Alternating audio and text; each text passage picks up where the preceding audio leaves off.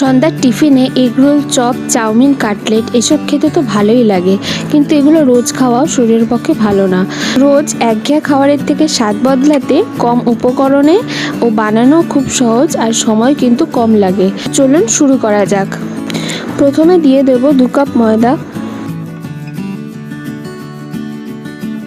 এর সাথে দিয়ে দেবো স্বাদ মতো নুন, 1 চামচ চিনি আর 2 চামচ সাদা তেল।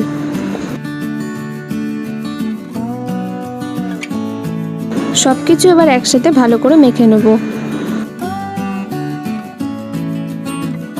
শুকনো জিনিসগুলোকে ভালো করে মিশিয়ে নেওয়ার পর এরপর অল্প অল্প করে জল দিয়ে ভালো করে মেখে নেব। নরম করে ময়দাটা মাখলে হবে না, যেরকম আমরা লুচি পরোটার আটা মাখি তার থেকে একটু শক্ত করে মেখে নেব। মাখা হয়ে গেলে ঢাকা দিয়ে এক সাইডে রেখে দেবো। এরপর বানিয়ে নেব পুরটা। নারকেলের হাফ মালা